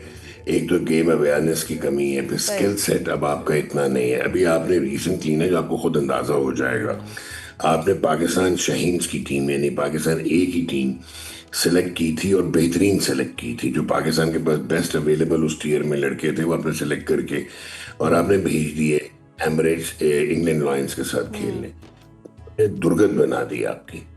तो दैट क्लियर शोज कि अब हम स्किल सेट में भी लैग करते हैं। हम मॉडर्न क्रिकेट से बहुत, ना हम मैकेनिकली कोई सेवी है, ना इंजरी प्रिवेंशन है, ना हम लोग जो है साइंटिफिक इंटीग्रेशन करते हैं। और फिटनेस, अब सुपर फिटनेस की बात होती है, अब जनरल फिटनेस की होती। तो आप जब फिएट को फरारी से compete करने की कोशिश करेंगे, फिर हम गलती ये करते रहे कि हम अपने से निचले दर्जों की टीमों के साथ खेल के, और T20 में हमने 34 में से 21 मैच हम जीत गए, well done, but not realising कि हमारी तो 7वें नंबर की पोजीशन जो आईसीसी में थी T20 में वो चेंज ही नहीं हुई। वो इसलिए चेंज, हम अपने से निचली टीमों से खेल रहे थे। तो जब अब वर्ल्ड कप पे देख लें, आपका एक्सपोजर इंग्लैंड से हुआ, आप हार गए। न्यूजीलैंड से अब हार जाते अगर बारिश ना होती, जिस किस्म के आपने डिसीजंस लिए थे। इंडिया से अब हार गए, बाकी अब जीते किससे? नीदरलैंड से, नामीबिया से। अगर आप सिर्फ मैचेस जीते, श्रीलंका का भी मैच वो बिल्कुल निकल गया था, तो कोई एक आधा डिसीजन आगे पीछे होता। तो at the end of the day हमने एक टेस्ट प्लेइंग नेशन को हराया था इस वर्ल्ड कप में। तो आप खुद, और आप बाकी टीमों को देखें, जैसे टिम साइफर्ट खेलते हैं या वो एलन खेलता है, या ये संजू सैमसन को हमने देखा, अभिषेक शर्मा को देखा, तिलक वर्मा को देखा है। वो लड़का इंग्लैंड का जो एक्स्ट्राऑर्डिनरी खेला, उसने भी 100 किया था जो मैच हार गए थे, वो जेकब बैथल। तो वो ये चीज़ है। अभी आपने जो सवाल किया, सलमान अब जो है, Salman Ali Agha is a very fine one day and a test match player, और कंप्लीटली इररिलेवेंट है T20 क्रिकेट से। आप आयरनी देखें कि उसको हमने T20 का कप्तान बनाया है, जैसे वनडे को टेस्ट का कप्तान होना चाहिए पाकिस्तान का। वो बड़ा ठीक ठाक प्लेयर है। और शाहीन जिसको आपको T20 का कप्तान बनाना चाहिए, उसे वनडे का कप्तान। अब शाहीन जो है वो 82 या 83 लिस्ट ए मैचेस खेला है, जिसमें 71 इंटरनेशनल्स हैं। तो उसका एक्सपीरियंस कहाँ पे वनडे के 50 ओवर में कप्तानी करने का। तो अच्छा, फिर आप मिडिल ऑर्डर रखते नहीं है। आप अपने फेवरेट्स को, ऐसे लगता है कि कई जगह वर्ल्ड कप में भी लगा और अभी भी लग रहा था, सर्कमस्टेंशियली एविडेंस ये मिल रहा था कि आप शायद किसी का वेट करते हैं कि आपके जो फेवरेट्स हैं वो दोबारा टीम में आ जाए। जी। अब मास सदा ने दूसरे मैच में जब वो मैन ऑफ द मैच हुआ, उसने आउट किए थे। कल आप एक ओवर करवाया, फिर आप पार्ट टाइम के साथ जो T20 की मेंटालिटी होती है, आप 20-20 ओवर करवा रहे हैं और आउट अप कर नहीं रहे जहाँ पे आउट अप नहीं करना है। आपने इस बांग्लादेश की टीम से 290 रन खा लिए। सो आप जब चेस पे गए तो आपके पास कोई सॉलिड प्लेयर ही नहीं है। कोई वो किधर गया साउथ शकील, जिसने इंडिया के अगेंस्ट आखिरी वनडे नेशनल में पास किया था? किधर गया इरफान नियाजी? किधर गया कमरान गुलाम? सो अनफॉर्चुनेटली हम रीइंफोर्स करी जा रहे हैं फेलियर्स को, चाहे प्लेयर्स हैं और चाहे ये सिलेक्टर्स हैं, चाहे ये मैनेजमेंट है। कोई आपका एक सिलेक्टर होता है, एक दिन वो एडवाइजर होता है, फिर वो कोच हो जाता है, फिर वो मेंटोर हो जाता है, फिर वो विमेन का एडवाइजर बन जाता है। तो ऐसे तो हम देख रहे हैं। तो ये तो अब स्पेशलाइज रोल्स की गेम होगी भी, इसकी कंप्लीट इंडस्ट्री ना। ये चीजें आपके मसाइल हैं। जब तक आप जागेंगे नहीं, आप रेजिस्टेंस टू चेंज क्यों करते हैं? क्योंकि आप खुद उससे इरेलेवेंट होते हैं, तब इनसिक्योर हो जाते हैं कि यार अगर ये नई चीजें आ गई जो हमें नहीं पता जिन चीजों का, तो हमारी चली जाएगी। Majority of the offices being held at the PCB directorial level पे वो इरेलेवेंट ऑक्युपाई कर रहे हैं उन ऑफिसेज को जिनसे उनका ताल्लुक कोई नहीं। बिल्कुल सही है नुमान साहब। अगर हम देखें हारिस रऊफ का आउट होना, जब 6 गेंदों पर 14 रन दरकार थे, कितना बड़ा अपसेट है आप समझते हैं? और हर जगह पे हमें जो है वो कमियों का ही सामना है। मतलब हम ओपनर्स की बात कर लें, हम मिडिल ऑर्डर की बात कर लें, उसके अलावा फिनिशर्स जो हैं वो भी हमारे पास नहीं है जो कि मैच को अंजाम तक पहुंचा सके और आखिर में कोई बड़ा किरदार अदा कर सके जीत। आप ये ना कहें कि हमारे पास फिनिशर नहीं है, आप ये कहेंगे हम फिनिशर खिलाते नहीं है। हम कुछ हमारे फेवरेट हैं, जो कुछ हमारे फेवरेट्स हैं उनको लेके चलते हैं। अब मुझे बताएं फहीम अशरफ का रोल है क्या? Primarily he was bowling allrounder. आप बैटिंग उसको 8वें पे कराते हैं। ओवर कल आपने 4 करवाए, नया गेंद आपने उससे करवाया नहीं। हारिस नया करता नहीं, आपने उससे करवा दिया। अभी आपने बात की कि हारिस की जो शॉट थी, आपने ये गौर किया कि सलमान अली आगा 100 जब के करीब था और उसके बाद जब शहनशाह आया है तो तकरीबन 62 गेंद रहते थे और 62 गेंदों में से 39 शाहीन खुद खेल गया। वेरएज जो है वो बहुत कम स्ट्राइक मिली इसको सलमान को। हालांकि Salman was supposed to take the strike and take Pakistan home। तो अब आप खुद सोच रहे हैं कि आपकी गेम अवेयरनेस इतनी है। तो ये आपके हालात चल रहे हैं। अच्छा, अब आपने कल एक विकेट कीपर खिलवाया और विकेट कीपर बैट्समैन जो है उसको अपने स्पेशलिस्ट बैट्समैन नंबर 3 पे खिला दिया। हालांकि आप ये कहते रहे कि जी मिडिल ऑर्डर हमें एक बैट्समैन चाहिए जो कि विकेट कीपर भी हो। तो आप इसके प्लानिंग कर रहे हैं इतनी इंटेलेक्चुअल साथ। अब कल आप मैच जीतने की बात कर रहे हैं। कल जो हनीफ मालिक पाकिस्तान के बैटिंग कोच हैं, वो 13 मबनी टीम के रुकन थे और वो फील्डिंग करने आए क्योंकि आपकी ये प्लानिंग थी कि आपके 2 इंजर्ड हुए तो आपके पास कुछ था ही नहीं वहां पे। सही। अच्छा नुमान साहब, क्या आपको लगता है कि टीम की इंटरनल सियासत या ड्रेसिंग रूम का माहौल कारकर्दगी पर असरअंदाज हो रहा है? देखिए, ड्रेसिंग रूम का माहौल और वो जो होता है ना प्लेयर पावर, वो तब होती है जब आपकी परफॉर्मेंसेस हो रही हैं और आपकी प्लेसेस सिक्योर हो। ये तो खुद ही डिसइंटीग्रेट हो गए हैं। आवे का आवा बिगड़ा हुआ है और एक सेंटर ऑफ पावर ऐसे लगता है हेड कोच है जो कि पाकिस्तान की टीम को एज ए फ्रेंचाइज चलाने की कोशिश कर रहा है, एज ए T20 टीम चलाने की कोशिश कर रहा है। तो आई पर्सनली फील कि इनकी सियासत क्या रहेगी। ये तो खुद इनसिक्योर हुए बैठे। जो आपके टैलेंट उनको आपने बाहर कर दिया, जो कि आगे चल बढ़ सकते थे उनको आपने अपॉर्चुनिटी नहीं दी। आप पैरा हैं प्लेयर्स को। और अब अनफॉर्चुनेटली आप देखें, आपने आकिब ने उस दिन कहा है प्रेस कॉन्फ्रेंस में कि जी बाकी भी ग्रेट कैप्टन इंडिया से हार जाते थे और 8-0 ODIs में T20s में he forgot to tell us कि 2025 से जब से आए हैं हम इंडिया से 5 मैच हार गए हैं 1.5 साल में। सो उसके बाद जो एक अनफॉर्चुनेट चीज है कि जी बाबर इंजर्ड था और वो फखर इंजर्ड था, तो फखर आज कप्तानी कर रहा है एबटाबाद की एक डोमेस्टिक टूर्नामेंट में जो पीसीबी का है, और बाबर अपने इंस्टाग्राम पे वो स्टोरीज लगा रहे हैं जहाँ पे वो हाई जी। परफॉर्मेंस सेंटर में इस किस्म की बिल्कुल, ट्रेनिंग ये कर स्टोरीज लगाने में और अपनी कैंपेन्स करवाने में, सोशल मीडिया हैंडलिंग में बड़े एक्सपर्ट हैं, लेकिन जिस चीज़ होना चाहिए, जिस मैदान में इनकी कारकर्दगी नजर आनी चाहिए, वो नहीं है। और उसके अलावा हम देखते हैं कि एक लॉबी बनी हुई है, फेवरेटिज्म चलती है। जो पसंद के खिलाड़ी हैं उनको खिलाया जाता है, जो पसंद के नहीं हैं उन्हें नहीं खिलाया जाता। और एक लगता है कि अंजुमन सताइश बाहमी बनाई हुई है और वही लोग खेलते हैं जो मंजूर नजर आए। हालांकि ऐसा नहीं कहा जा सकता कि टैलेंट मौजूद नहीं है, टैलेंट मौजूद है, मौका नहीं दिया जाता। बहुत शुक्रिया नुमान साहब आपके वक्त नहीं कर पा रहे हैं ना, खेलते तो हैं लेकिन परफॉर्म नहीं कर पाते हैं। चलें खैर, अब क्या कह सकते हैं, हम ये भी नहीं कह सकते जीतो या हारो, हमें तुमसे प्यार है। इस गेम से भी हम बहुत आगे निकल गए। बहुत ही ठंडी परफॉर्मेंस है महम, और ऐसा लगता है जैसे सर्दी जाते जाते लौट आई है या फिर टीम से कुछ उधार लिया जनाब।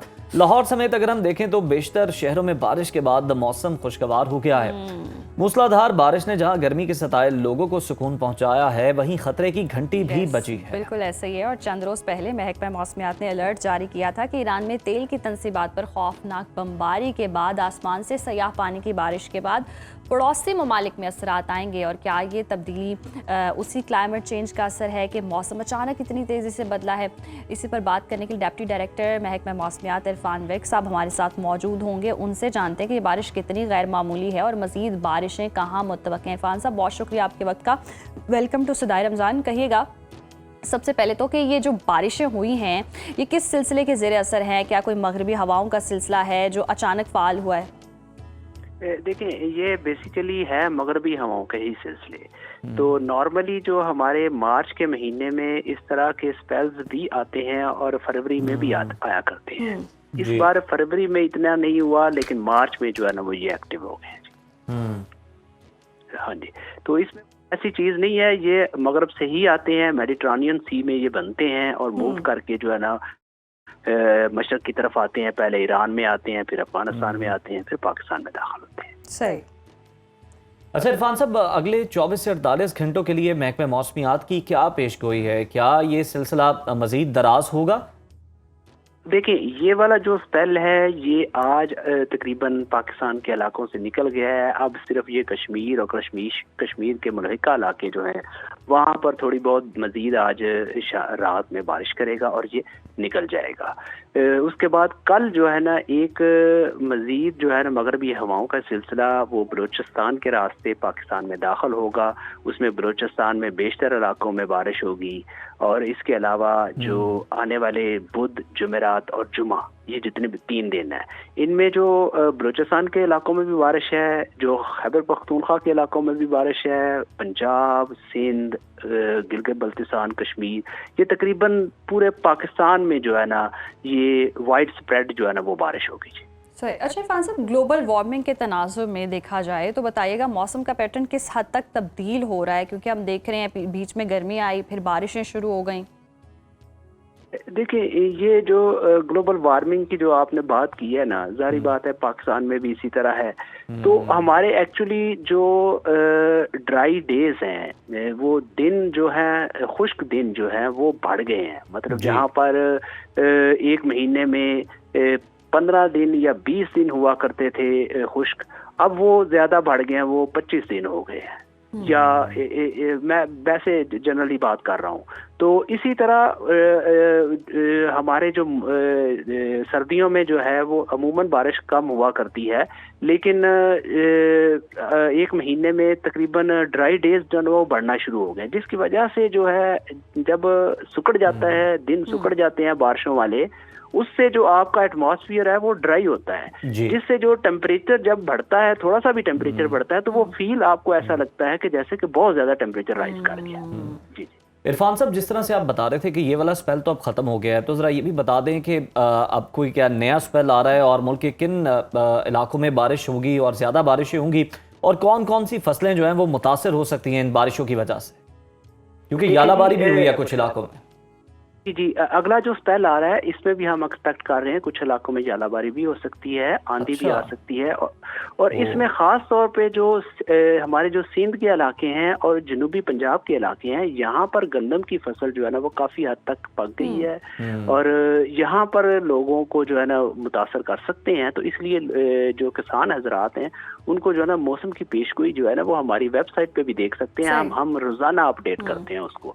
तो ये अगले जो 3 दिन है ये बड़े इंपॉर्टेंट है। इसके अलावा जो ईद है, ईद पे भी हम एक्सपेक्ट कर रहे हैं कि जो भलाई इलाके हैं वहाँ पर जुज़वी अबरआलूद रहेगा। ईद के दिन जो है ना वो बारिश के कोई ऐसे खास चांसेस नहीं है भलाई इलाकों। अच्छा इरफान साहब, चंद रोज़ पहले महकमा मौसमियात ने अलर्ट जारी किया था कि ईरान में तेल की तनसीबात पर खौफनाक बमबारी के बाद आसमान से सयाह पानी की बारिश के बाद पड़ोसी ममालिक में असरात आएंगे। क्या ये बारिशें उसी क्लाइमेट चेंज का नतीजा है?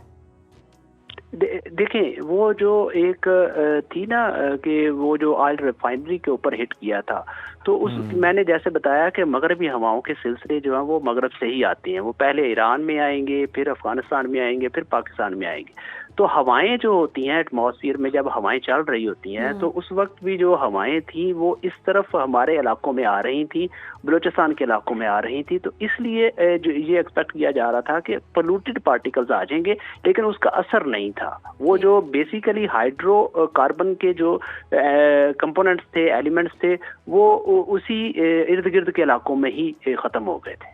अच्छा बिल्कुल ठीक है, बहुत शुक्रिया आपका। इरफान वर्क साहब हमारे साथ मौजूद थे और बता रहे थे कि जनाब ईद के दिनों में भी बारिशें एक्सपेक्ट की जा रही हैं और मुल्क भर में बारिशें होंगी। ये वाला स्पेल जो है वो खत्म हो चुका है, लेकिन जो अगला स्पेल आएगा वो अगले 3 रोज तक जारी रहेगा और ईद भी वहाँ ठंडी होगी। लेकिन फिक्र की बात यह है कि जहाँ पर गंदम की फसल तैयार है वहाँ पर किसानों के लिए मुश्किलात हो सकती हैं। अभी नाज़रीन वक्त हुआ है ब्रेक का, देखते रहिए सदाए रमज़ान। सदाए रमज़ान। वेलकम बैक नाज़रीन। और अब कुछ सेहत के हवाले से बात कर लेते हैं। ख़ास तौर पर रमज़ान में जहाँ हम रूहानी सेहत की बात करते हैं, वहीं जिस्मानी सेहत को बरकरार रखना भी एक बड़ा चैलेंज है। ख़ास तौर पर वो लोग जो गुर्दों के अमराज में मुब्तला हैं, उनके लिए रोज़ा रखना एक हसास मामला बन जाता है। गर्मी और पानी की तवील कमी गुर्दों पर बोझ डाल सकती है और आज हम इसी अहम तिब्बी मसले पर बात करेंगे कि कौन से मरीज़ रोज़ा रख सकते हैं और किन को एहतियात की ज़रूरत होती है। अक्सर लोग जज्बात में आकर तिब्बी मशवरे के बगैर ही रोज़ा रख लेते हैं, जो बाद में पेचीदगियों का बायस भी बनता है। हमारे साथ मौजूद हैं हकीम अताउर रहमान साहब। उनसे जानेंगे कि गुर्दों के मरीजों के लिए सहरी और इफ्तारी में खुराक का क्या तवाज़ुन होना चाहिए। हकीम साहब खुशामदीद कहते हैं आपको सदाए रमज़ान में। बहुत शुक्रिया। सवाल ये कि गुर्दे ख़राब क्यों होते हैं और अगर देखें तो वो कौन सी अलामात हैं जिनसे हमें ये पता चलता है कि गुर्दे ख़राब होना शुरू हो गए हैं? जी बिस्मिल्लाहिर्रहमानिर्रहीम। गुर्दों का मर्ज़ ऐसा ख़तरनाक मर्ज़ है कि तकरीबन तमाम अमराज में अगर रोज़ा रखने में सबसे ज़्यादा जो मुमानियत है वो गुर्दों के मर्ज़। अच्छा। चाहे वो गुर्दों में पथरी हो, चाहे प्रोस्टेट के इश्यूज़ हों, यूरिथ्रा के, यूटीआई के, या आपको गनोरिया, सिफिलिस, कोई ज़ख्म हो, कोई सोजिश हो, सुजाक हो, ये कोई भी मर्ज़ हो। और इवन के जो गुर्दे जिसमें डायलिसिस होते हैं वो तो खैर इस काबिल ही नहीं होता, रोज़ा रखना तो दूर की बात, वो तो बिल्कुल ही बेचारा बेबस हुआ होता है। लेकिन गुर्दों के अमराज में बहुत एहतियात की ज़रूरत है। अपने मुआलिज के मशवरे से आपने रोज़ा रखना है, नंबर 1। अच्छा। नंबर 2, आप अगर रोज़ा रखना बहुत ज़रूरी भी है तो आपने अपनी डाइट का बड़ा एक अमल दखल करना है। मिसाल के तौर पे आपने गुर्दों का मरीज़, हमारे यहाँ एक बहुत बड़ा ट्रेंड है कि रोज़े के टाइम लोग या दूध सोडा पीते हैं, बोतल दूध में मिला के, या डायरेक्ट बोतल पीते हैं कोल्ड ड्रिंक्स। अच्छा। जितनी कोल्ड ड्रिंक्स हैं ये गुर्दों के मरीज़ के लिए जहर है। अच्छा। दूसरा, गुर्दे का जो मरीज़ है वो अपनी हांडी टमाटर नहीं डालेगा उसमें, वो इसमें वो डाल लेगा, दही डाल लेगा।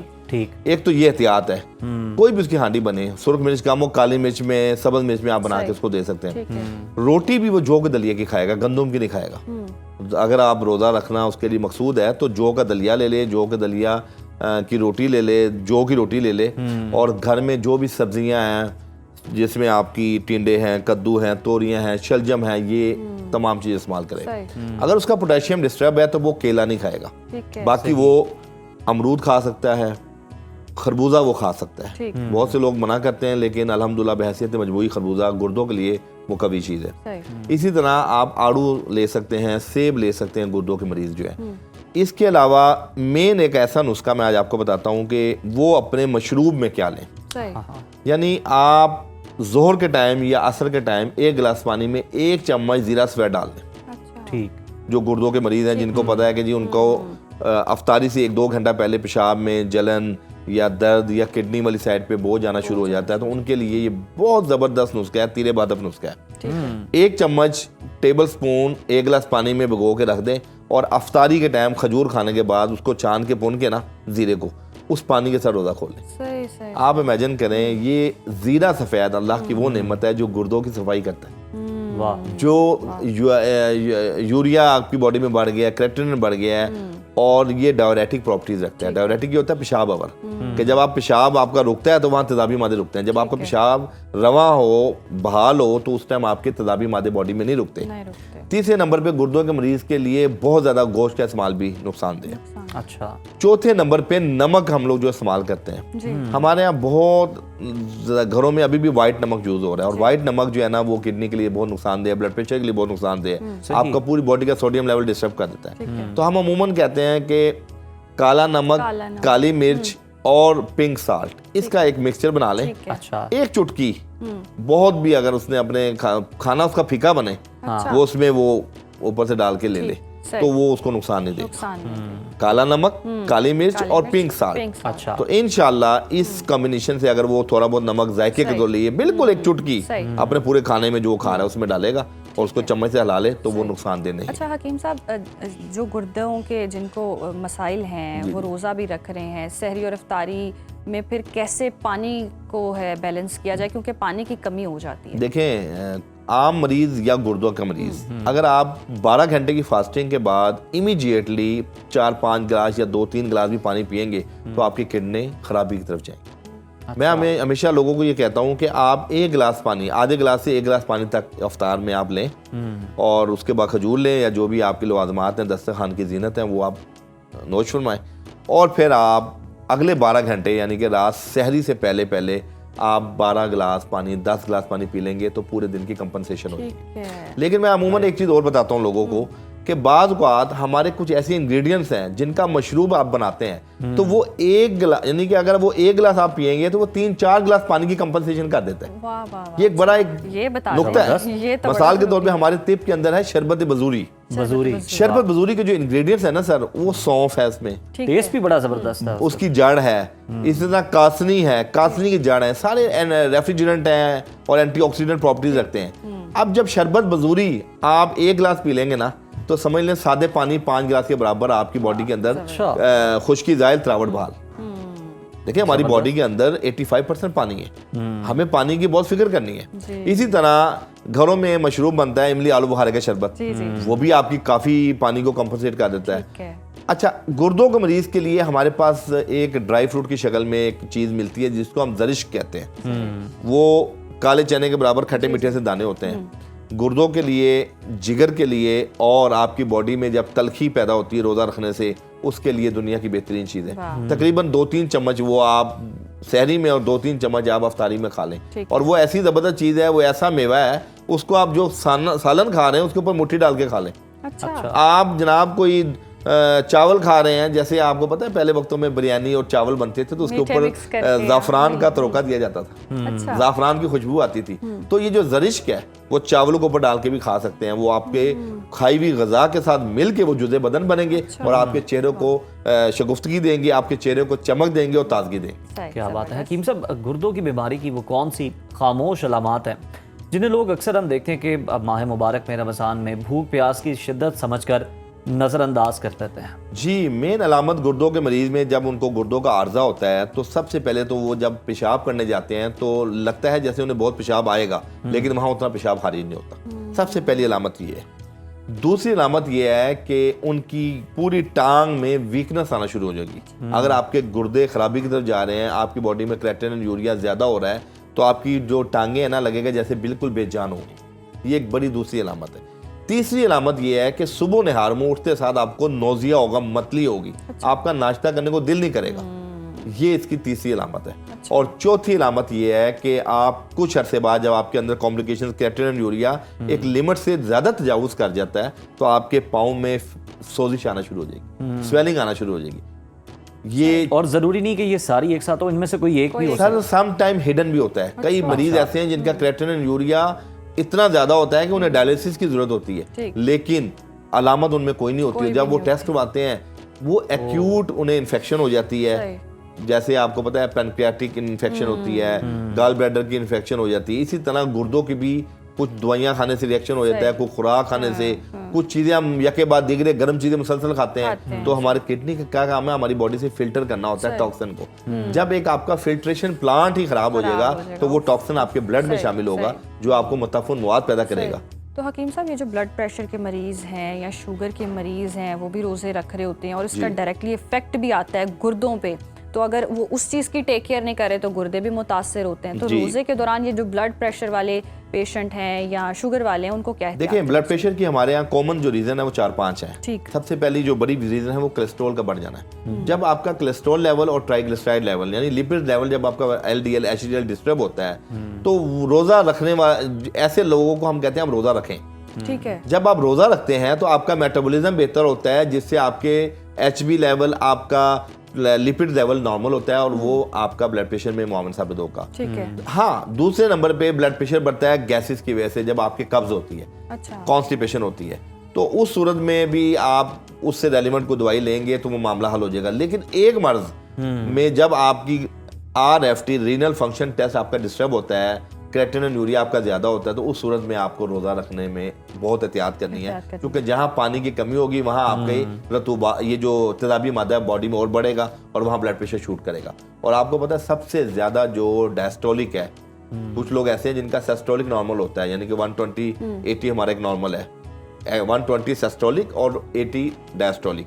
अब सिस्टोलिक तो 120 पे है, जो डायस्टोलिक है ना वो आपका 90+ 100 तजावुज कर जाता है और आपको पता भी नहीं लगता। ये आपके किडनी फेलियर का बायस बनता है और ये उस सूरत में होता है जब आपका RFT डिस्टर्ब होता है। हकीम साहब, आखिर में वो लोग जो बिल्कुल माशाल्लाह सेहतमंद हैं, तंदुरुस्त हैं, लेकिन वो कुछ गलतियां कर रहे हैं जिनसे उनके गुर्दे ख़राब हो सकते हैं, वो बता भी दें वो कौन सी गलतियां कॉमन, और अगर अपनी गुर्दों की सेहत को बेहतर रखना है तो उसके लिए क्या चीज़ें इस्तेमाल करनी चाहिए और आपकी रूटीन क्या होनी चाहिए? जी देखें, गुर्दों के अंदर जो खराबियां हमारे यहाँ बहुत ज़्यादा पैदा हो गई हैं या गुर्दे फेलियर की तरफ जा रहे हैं, उसके अंदर सबसे अहम चीज़ आपका स्ट्रेस लेवल है। अच्छा। हमें खामोशी के साथ हमारे ब्रेन में कुछ ऐसे हार्मोन रिलीज होते हैं जो हमें बीमारी की तरफ लेके जाते हैं। कार्टिसोल ऐसा एक हार्मोन है जो आपके मजाज के बरखिलाफ, जब आप स्ट्रेस में होते हैं तो वही आपका मजाज के बरखिलाफ काम शुरू कर देता है। इसी तरह दूसरी अहम चीज़ कोल्ड ड्रिंक्स। हमारे यहाँ बच्चे कोल्ड ड्रिंक्स बहुत पीते हैं, जितनी भी कोल्ड ड्रिंक्स हैं ये आपके लिए मुफीद नहीं है, इनसे अवॉइड करना चाहिए। तीसरी अहम चीज़ जंक फूड।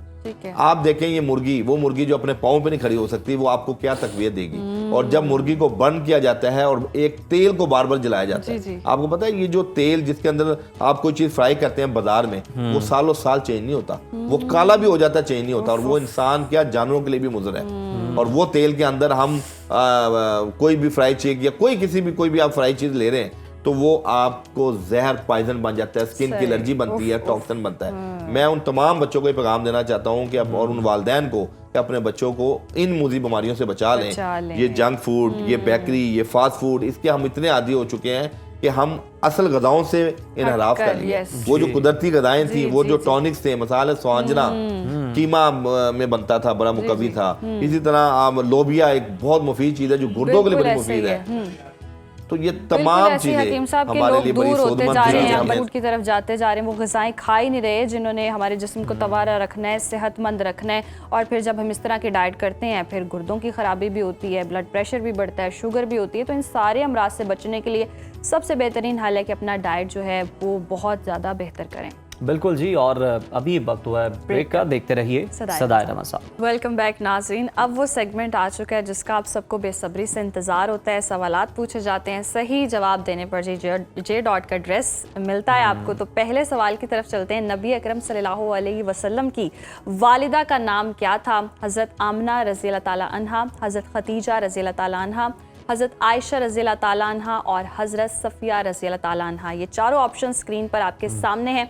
इंतहाई आसान सवाल है ये, तो ऐसे ही है, बस हम जे डॉट के ड्रेसेस अब मतलब आप नातों में भी सुनते हैं और ये इस तरह से आप जिक्र सुनते हैं। तो जनाब अस्सलाम वालेकुम, बताइएगा कौन और कहाँ से मुखातिब है? मैं कुरतुलैन हूँ, लाहौर से बात कर रही हूँ। अच्छा कुरतुलैन, आपने सवाल सुन लिया तो बताइएगा दुरुस्त जवाब क्या है इसका? हजरत आमना। बिल्कुल दुरुस्त, आपका जवाब बिल्कुल ठीक है जी, और ये J. का गिफ्ट आपका हुआ। बढ़ते हैं दूसरे सवाल की जानिब। इस्लाम का दूसरा सतून कौन सा है? ऑप्शंस आपके पास हैं नमाज, रोज़ा, ज़कात, हज। ये 4 ऑप्शंस आपके पास मौजूद हैं और सही जवाब देने वाला जनाब ये गिफ्ट भी हैम्पर बहुत का आसान हकदार है, करार नर्सरी पाएगा। क्लास के बच्चे से पूछे तो उसको भी पता होता है। कॉलर हमारे साथ हैं, अस्सलाम वालेकुम, कौन और कहाँ से मुखातिब हैं? वालेकुम सलाम, मैडम बात कर रही हूँ लाहौर से। जी, अगर आपने सवाल सुन लिया तो दुरुस्त जवाब बता दें प्लीज़। जी जी, इस्लाम का सतून नमाज है। बिल्कुल सही, बिल्कुल सही, आपका दूसरा सतून नमाज है। बिल्कुल सही जवाब है आपका जी, और आप भी जीत चुकी हैं। तुम्हारे दोनों जीतने वाले कॉलर्स को बहुत बहुत मुबारक हो, और ये जो गिफ्ट है ये जनाब आपका हुआ। और हम देख रहे हैं कि वाकई हमारी टीम ने भी वैसे सवालात जो हैं ना वो बड़े आसान कर दिए हैं आखिरी आयाम में, कि बस बांटना है, तकसीम करना है। और बड़ी अच्छी बात है कि जी नॉलेज में भी आवाम की बड़ा इजाफा हुआ है, और अच्छे हमें कॉलर्स भी मिले हैं जिन्होंने सही सवाल का सही जवाब बहुत बिल्कुल बाहम बिल्कुल। और नाज़रीन, हमारा माशरा अगर हम देखें तो अक्सर इस्लामी तालीमात के दावे तो बहुत करता है, लेकिन जब बात विरासत की आ जाए तो कई जगहों पर तो बेटियां और बहनें अपने हक से महरूम नजर आती हैं। इस्लाम ने 1400 साल पहले औरत को वो हुकूक दिए जिनका तस्वुर मगरबी दुनिया ने हाल ही में किया है, मगर बदकिस्मती से हम रिवायात के नाम पर दीन को पीछे छोड़ देते हैं। बिल्कुल ऐसे ही उज़ैर। और औरत का जी विरासत में हिस्सा हो या निकाह में उसकी मर्जी, ये महज समाजी अखलाकियात नहीं बल्कि अल्लाह के वाज़ेह अहकामात हैं। और इसी अहम मौजू पर रहनुमाई के लिए हमारे साथ मुफ्ती बहराम शाहिद साहब भी मौजूद हैं। मुफ्ती साहब आज हमें बताएंगे कि अगर कोई भाई अपनी बहन को विरासत से महरूम करता है तो उसकी दुनिया और आखिरत में क्या सज़ा है। और हम ये भी समझने की कोशिश करेंगे कि अगर हम देखते हैं कि बेटियों को उनका हिस्सा नहीं दिया जाता, उनको बोझ समझा जाता है, जबकि इस्लाम उन्हें रहमत और जन्नत का रास्ता करार देता है। तो मुफ्ती साहब बहुत शुक्रिया आपके वक्त का। कुरान पाक में विरासत के हिस्से के हवाले से अल्लाह ने खुद तय किया है, जो शख्स अपनी बहन या अपनी बेटी को हिस्सा नहीं देता तो अल्लाह के कानून की कितनी बड़ी खिलाफ वर्जी कर रहा है वो। बिस्मिल्लाहिर्रहमानिर्रहीम, नहमदुहु व नुसल्ली व नुसल्लिमु अला रसूलिल करीम। बिलाशुबा ये ऐसा मौजू है जिसकी माशरे में इस वक्त जिस पर आगाही की बड़ी शदीद ज़रूरत है, और यकीनन ऐसे अनावीन पे गुफ्तगू करना एक सदका जारिया है। अगर किसी एक का भी भला होगा तो हम समझते हैं हमारे लिए सरमाया आखिरत बन जाएगा। कुरान पाक में वरासत के बाकायदा अहकाम अल्लाह ने सूरह निसा में नाजिल फरमाए। वहाँ पर 12 लोगों का जिक्र है जिन्हें असहाबुल फुरूज़ कहते हैं। असहाबुल फुरूज़ का मतलब है ये 12 लोग वो हैं जिनके हिस्से अल्लाह ने फ़र्ज़ कर दिए। इनके हिस्से में कमी नहीं हो सकती, बेशी नहीं हो सकती, ये हिस्से फ़र्ज़ हो गए हैं। ये माफ़ करें भी तो माफ़ नहीं हो सकते, इन्हें रिसीव करना ही होगा। लेकर फिर कुछ छोड़ें या वापस करें वो एक अलग बात है। और मज़े की बात यह है, लतीफ़ बात यह है कि इन 12 लोगों में से 8 ख़वातीन हैं और 4 मर्द हैं। अच्छा, इन 12 असहाबुल फुरूज़ में से 8 ख़वातीन हैं और 4 मर्द हैं, जो कि ख़तून वो है जिसकी हैसियत माशरे में मुख्तलिफ हैं। बहन भी है, बेटी भी है, बीवी भी है, माँ भी है। तो इन तमाम को मद्देनज़र रखते हुए ख़वातीन के जो हिस्से मुकर्रर किए, और आयात का इख्तिताम इस बात पे होता है, अल्लाह फरमाता है ये अल्लाह की हद है, और अल्लाह की हद को तोड़ने वाला अपने ऊपर जुल्म करता है। अब ज़ाहिरन तो कोई शख्स ये ब्लैकमेल कर लेता है कि जी आपको भाई चाहिए कि आपको हिस्सा चाहिए, ठीक है, इमोशनली ब्लैकमेल कर लेते हैं। वो ऐसे माफ़ कर भी दें तो माफ़ नहीं होगा। कई बड़े फ़ख्र से कहते हैं जी हमने माफ़ करवा लिया, तो माफ़ नहीं होगा। कई कहते हैं जी हम आपको उम्रा करवा देंगे, आप ना लें।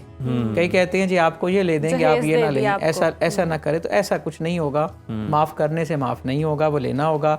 जिसने जितनी ज़मीन किसी की हथियाई है, एक बालिश ज़मीन भी किसी की हथियाई है, तो उसका तोक बना के अल्लाह गर्दन में डालेगा और फिर उसे जहन्नम में फेंका जाएगा। और जिसने किसी के 3 पैसे मारे हों, 1 रुपये में 100 पैसे होते हैं, 3 पैसे मारे हों, तो उसे क़यामत के दिन उन 3 पैसों की एवज़ 700 नमाजें देनी होंगी जो कबूल होंगे, और अगर नहीं हैं तो फिर इतने उसके गुनाह लेने होंगे। तो नबी अकरम सल्लल्लाहु अलैहि वसल्लम ने पूछा सहाबा से, बताओ दिवालिया किसका होता है? अर्ज़ किया हुज़ूर जिसके पास जो ज़ीरो हो जाए।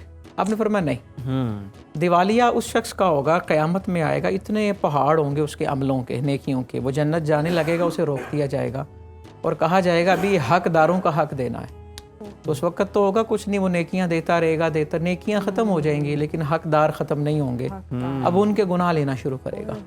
जितने पहाड़ उसके पास नेकियों के थे उससे ज़्यादा अंबार गुनाहों के लग गया। आपने फरमाया दिवालिया उस शख्स का होगा और घाटे में वो शख्स होगा। दुनिया की ज़िंदगी बड़ी मुख्तसर है, बड़ी मुख्तसर ज़िंदगी है। तो लिहाजा इस मुख्तसर सी ज़िंदगी में अल्लाह के मामलात की कभी भी खिलाफ वर्जी ना करे इंसान ने। क्या कि नहीं, ये देखने के लिए नमाज रोज़ा नहीं देखा जाएगा, ये ज़रूर देखा जाएगा कि इसने किसी का हिस्सा खाया कि नहीं खाया। तो लिहाजा इन सारी बातों को मद्देनजर रखना बहुत ज़रूरी है। उन बेटियों को भी, उन बहनों को भी क्या पैगाम देने की ज़रूरत है जो बाज़ औक़ात भाई नहीं भी कहते लेकिन उन्हें तेवर नज़र आ जाते हैं, वो मुरव्वत में माफ़ कर देती हैं और अपना हिस्सा नहीं लेते? देखिए जी, माफ़ करने से तो माफ़ ये होगा ही नहीं।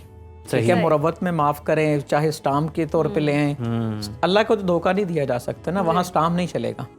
वो जो भी कर लें वो माफ़ नहीं किया जा सकता। अलबत्ता ये ज़रूर हो सकता है अगर भाई माली तौर पर, माली एतबार से कमज़ोर है फिर भी, देखिए माली तौर पे अगर कमज़ोर है तो फिर वरासत किस चीज़ की? वो भाई की तो है ही नहीं ना।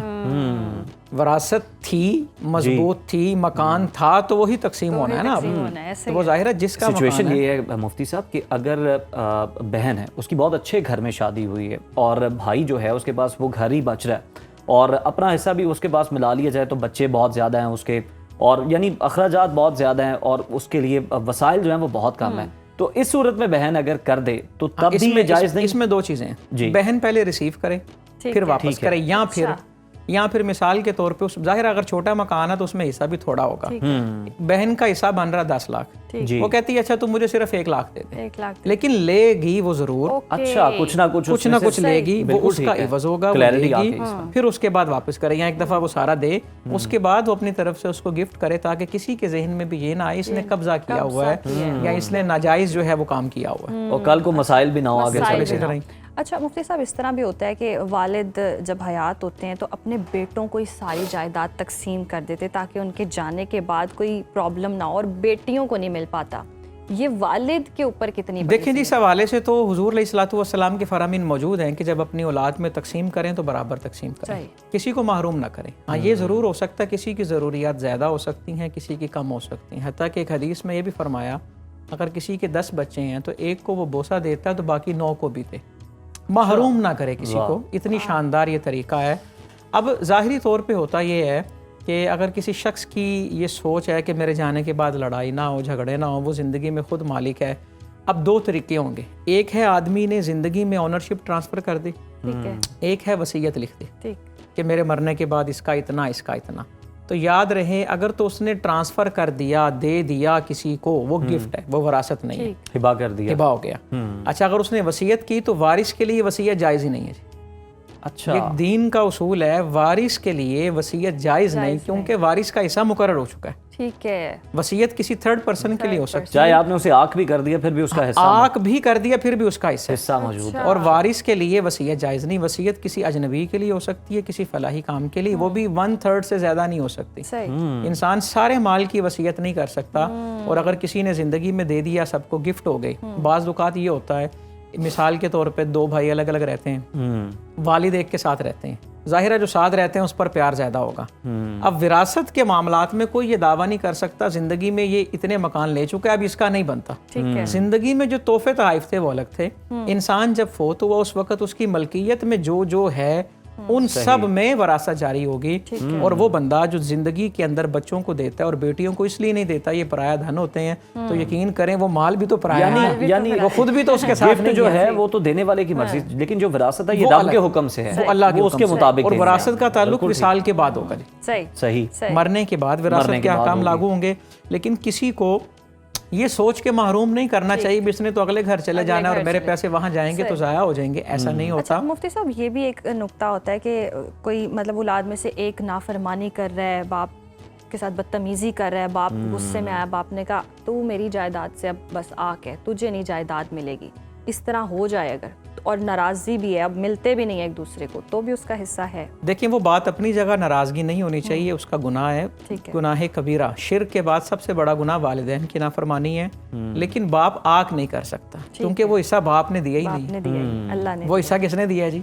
अल्लाह ने दी है, तो अल्लाह का हिस्सा जो है वो कोई आग उसे नहीं कर सकता। ठीक है, सही, जबरदस्त। अच्छा, अगर ये इस तरह का कोई तनाज़ा पैदा हो जाए तो फिर बहनों को क्या शरई तौर पर रास्ता इख्तियार करना चाहिए? देखिए, सबसे पहले तो इस दौर के तकाजे में हिकमत अमली से बेहतर कोई चीज़ नहीं है। अच्छा, हिकमत अमली बहुत ज़रूरी है। अभी देखें, कल परसों की खबर कि तलख कलामी हुई कि देवर ने भाभी का कत्ल कर दिया, सिर्फ एक ज़रा सी बात पे तलख कलामी। तो हिकमत अमली हो और किसी भी चीज़ का मुतालबा, वो बड़ा खूबसूरत किसी ने कहा ना, लफ्ज़ आतिश फशा नहीं होते, लहजे आग लगा देते हैं। जाहिर है एक चीज़ 20 साल से दबी हुई है तो उसको 20 मिनट में हल नहीं किया जा सकता, उसको स्टेप बाय स्टेप, दर्जा ब दर्जा किसी कंसल्टेंट से रहनुमाई लें जो उस फ़न का माहिर है, जो कानूनी पेचीदगियाँ समझता है, शरई मसाइल समझता है, उनसे रहनुमाई लें। फिर देखें बिठा के किस शख्स की कैसी नफ्सियात होती है, किस माहौल में कोई बात सुन सकता है, नहीं सुन सकता, उन सारी चीज़ों को मद्देनज़र रख के अपना हक लें। हक कोई भी ना छोड़े, लेकिन उसका अंदाज़ ये है कि इस तरह से, क्योंकि कुरान कहता है कि दुश्मन के साथ भी मामला इस तरह करें कि वो बाद में आपका दोस्त हो जाए। यहाँ पर तो हैं बहन भाई, यहाँ पर तो है कराबत वाली रिश्तेदारियाँ कि मकान तकसीम हो जाए और बाद में रिश्ते भी अलग अलग हो जाएं, जुदा हो जाएं, ऐसा नहीं होना चाहिए। हिकमत अमली के साथ, और वो लोग जो मादा परस्त हैं, जो समझते हैं कि सिर्फ यही चीज़ें हैं जो ताल्लुक़ बनाते ही पैसों की वजह से, उन्हें सबक लेना चाहिए, दरस इबरत लेना चाहिए कि इंसान वो बड़ा बहुत खूबसूरत जुमला है, हाय इंसान तेरी खस्ता हाली, आया खाली रहा खाली गया खाली। तो इन चीज़ों को मद्देनजर रखना चाहिए। एक और नुक्ता है निकाह, और ख़वातीन के मामले में अक्सर देखा जाता है कि बिना पूछे निकाह कर दिया जाता है, शायद उनकी रज़ा भी नहीं पूछी जाती, जबरन निकाह कर देना, मर्जी ना पूछना और कहना कि हम तुम्हारे वालिदैन हैं, हम बेहतर फैसला कर सकते हैं तुम्हारे लिए। जबरन निकाह करने की इजाज़त नहीं है जी वली को, किसी को भी। नबी अकरम सल्लल्लाहु अलैहि वसल्लम ने फरमाया कि लड़की से इजाज़त ली जाएगी, उसका वली इजाज़त लेगा। अगर लड़की नाबालिग है, ये पुराने, अब तो ज़ाहिर कानून चेंज हो गया जी, नाबालिग लड़की का निकाह वली ने किया, बालिग होने पर उसे इख्तियार है, वो चाहे तो बरकरार रखे, चाहे तो कैंसिल कर दे। और हुजूर अलैहिस्सलातु वस्सलाम फरमाते हैं औरत से मशवरा लिया जाए, अगर औरत कवारी है तो उसका मुस्कुरा देना या खामोश हो जाना उसकी रजामंदी है। और अगर वो पहले से ही मैरिड है या तलाक याफ्ता है या बेवा है, फिर जब तक वो सरीहन इजाज़त नहीं देगी ना, तब तक उसका निकाह जो है वो नहीं किया जा सकता। वो खुद अपने ऊपर ज़्यादा हक रखती है, वो खुद अपने ऊपर ज़्यादा हक रखती है, अपने नफ़े नुकसान की वो मालिक है। उसे खुद इस बार में देखे ना, नबी अकरम सल्लल्लाहु अलैहि वसल्लम निकाह का प्रपोजल हज़रत खदीजा ने खुद दिया था जी। तो लिहाजा इसमें कोई बुराई वाली बात नहीं अगर कोई निकाह का पैगाम देता है, और ना ही इसे बुराई की नज़र से देखना। बिल्कुल, ये बहुत ही खूबसूरत मिसाल हमारे सामने है, और जिससे ये पता चलता है कि जनाब हमेशा रजामंदी जो है वो लड़की की पूछनी चाहिए और उसके मुताबिक शादी करनी चाहिए, उसका हक है। बहुत शुक्रिया मुफ्ती साहब, आपके वक्त शादी की तारीख भी उससे पूछ के रखनी चाहिए। अरे वाह, एक और नुक्ता है कि तारीख भी उससे पूछ के रखनी चाहिए, और बिल्कुल इसकी भी एक बड़ी हैसियत है। तो नाज़रीन, आज के प्रोग्राम से इतना ही, इजाज़त दीजिए, कल दोबारा आपकी खिदमत में हाजिर होंगे, तब तक के लिए अल्लाह ने के पास।